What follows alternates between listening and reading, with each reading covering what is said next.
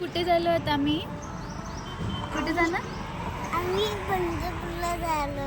जाऊन आलो. आता आम्ही कोल्हापूरला जायलोय.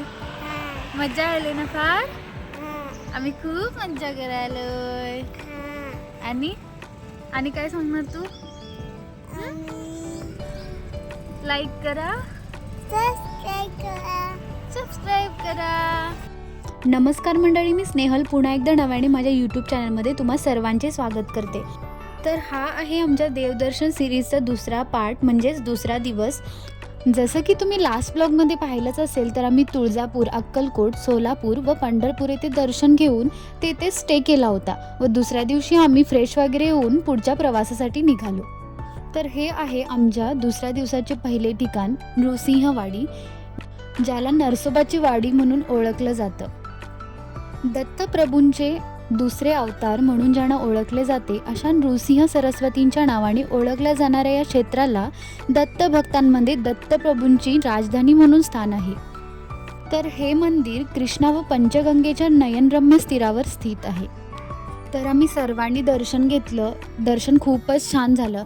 तर या मंदिराच्या आवारामध्ये ना एक वेगळ्याच प्रकारची एनर्जी तिथे अनुभवत होती. खूप छान वाटत होतं. त्यामुळे आम्ही दर्शन वगैरे घेऊन सर्व आमची जी फॅमिली आहे तर आम्ही शांतपणे त्या आवारामध्ये बसलो होतो. जर तुम्ही इथे जात असाल तर तुम्ही आवर्जून तेथील डायरी प्रोडक्ट्सची खरेदी करा. खरंच खूप उत्तम टेस्ट होती आणि ते तुम्हाला होलसेल रेटमध्ये सुद्धा मिळून जातील. आणि इथली खासियत म्हणजे ते आपल्याला फ्रेश बनवून देत असतात.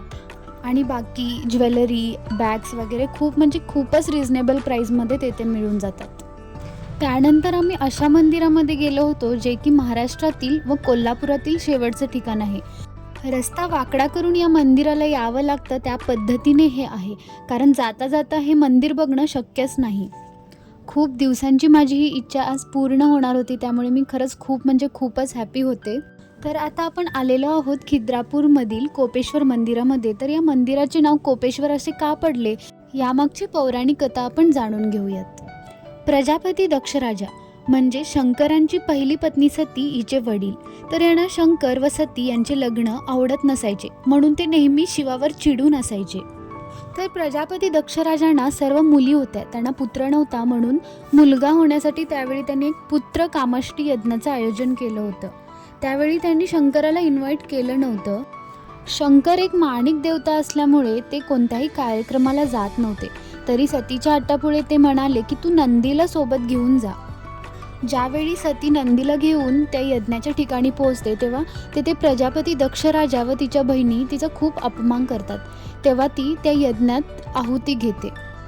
जेव्हा हे शंकराला समजतं तेव्हा शंकर कोपतात, म्हणून या मंदिराला कोपेश्वर मंदिर म्हणून ओळखलं जाते अशी मान्यता आहे. तर भारतातील खूप रेअर शिव टेम्पलपैकी हे एक असे मंदिर आहे की जेथे नंदी नाही आहे. ज्यावेळी येथे भक्तजन, टुरिस्ट येतात तेव्हा त्यांना प्रश्न पडतो की येथील नंदी चोरीला गेलाय का? तर तसं काहीच नसून कृष्णा नदीच्या पलीकडे कर्नाटकमधील यडूर नावाचं जे गाव आहे तर तेथे पुत्रकामष्टी यज्ञाचं आयोजन केलं होतं. तर तेथे सुद्धा असंच शिवाचं टेम्पल पाहायला मिळतं व नंदी सतीसोबत यज्ञाच्या ठिकाणी गेले होते, त्यामुळे आपल्याला या मंदिरामध्ये नंदी पाहायला मिळत नाहीत. या मंदिराची निर्मिती शिलाहार राजवटीत 12व्या शतकात झाली असावी. जवळपास 900 वर्ष जुने असलेले हे मंदिर म्हणजेच भारतीय संस्कृतीचा एक अद्भुत वारसाच आहे.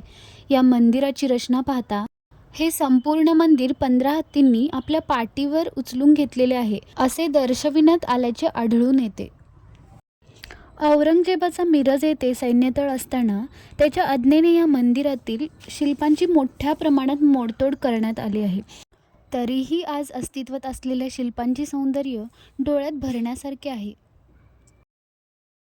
इथले रहिवासी असं सांगतात की इथे 100 ते 150 फूट जरी उकरला तरी तुम्हाला सुपारी एवढा सुद्धा दगड सापडणार नाही. इथे दगड भेटत नाही, पाया भेटत नाही, तर मग इतकं मोठं दगडाचं मंदिर कसं उभारलं गेलं असेल, विचार करण्यासारखी गोष्ट आहे. तर हे माझे मोठे दीर हे आम्हाला या मंदिराची माहिती सांगत होते. तर ते वर्षातून 2-3 वेळा तरी या मंदिराला भेट देतच असतात. तर या मंदिरातील प्रत्येक कोपऱ्यातील प्रत्येक दगडावर कोणती ना कोणती तरी शिल्पकला कोरलेलीच आहे. आपले जे 33 कोटी देवदेवता व त्या काळातील काही वैशिष्ट्य तर संपूर्ण या दगडांवर त्यांनी कोरलेली आहेत. एवढेच नाही तर त्या काळीसुद्धा स्त्रिया नक्की वाढून घ्यायच्या. याची शिल्पकलासुद्धा आपल्याला तिथे पाहायला मिळते.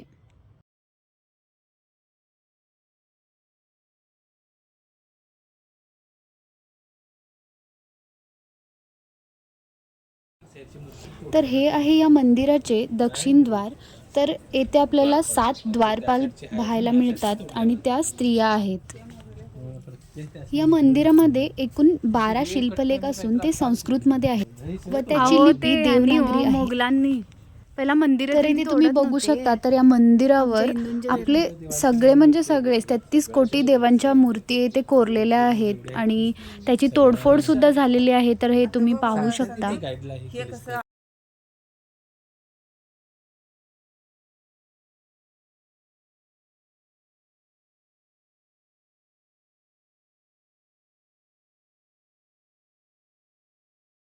आता त्या टाइमला आम्ही काय म्हणतो आमच्या भारताच्या हा. आम्ही कोलंबसनं लावला आहे. तर त्या काळात हे चायनीज हो जपनीज त्या टाइमला म्हणजे हे बघ त्या टाइमला शूज वापरत.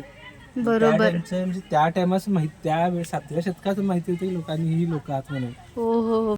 तर या मंदिराबद्दल सांगावं तितकं कमीच आहे. तर या मंदिराचं मेन आकर्षण म्हणजे इथला सभामंडप. तर याबद्दलची माहिती मी नेक्स्ट ब्लॉगमध्ये तुम्हाला सांगेन, जेव्हा कधी मी या मंदिराला पुन्हा भेट देईन तेव्हा. त्यानंतर आम्ही निघालो ज्योतिबाला, जे की आमची कुलदैवत आहे. मी ज्योतिबाला पहिल्यांदाच जात होते. तर याच्या आधी मी कधीच तिकडे गेले नव्हते. कोल्हापूर, बाळूमामा म्हणजे त्या साईडची जी क्षेत्र आहे तर तिथे मी आधी गेले होते. पण जेव्हा कधी आमच्या घरी प्लॅनिंग व्हायचं ज्योतिबाला जायचं तर काही ना काहीतरी कारणामुळे मी कधी तिकडे गेलेच नाही. तर मी पहिल्यांदाच आता दर्शन घेणार होते, तर त्यामुळे मी खरंच खूप म्हणजे खूप खुश होते. तर ते म्हणतात ना, जेव्हा देवाला दर्शन द्यायचं असतं ना तेव्हाच आपल्याला देव दर्शन देतो आणि ती माझी वेळ आज आलेली होती. त्यामुळे मी खरंच खूप म्हणजे खूप अशी कृतज्ञ होते देवाच्या चरणी.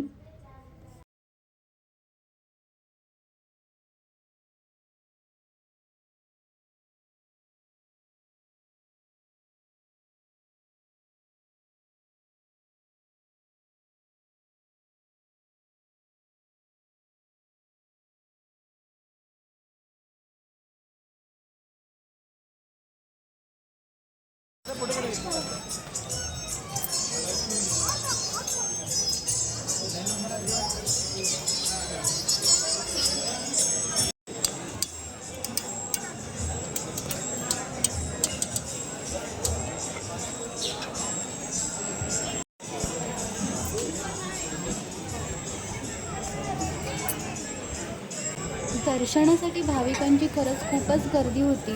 तरीसुद्धा आम्हाला खूप छान पद्धतीने दर्शन मिळालं. काहीच घाई गडबड अशी काहीच झाली नाही. मन अगदी तृप्त आणि भरून गेलं होतं.